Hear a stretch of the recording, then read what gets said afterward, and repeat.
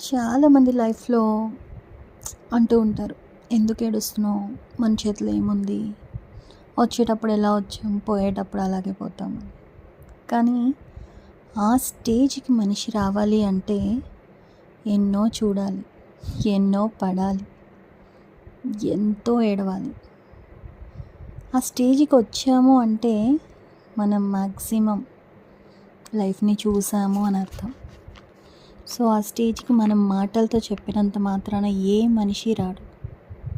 స్వతహాగా ఆ పెయిన్ని అనుభవించిన వాళ్ళు మాత్రమే ఆ స్టేజ్‌కి వస్తారు. కాకపోతే అలాంటి మనుషులకి మనం కొంచెం తోడుగా మన మాటతో వాళ్ళని కొంచెం ఓదార్చగలిగితే చాలు.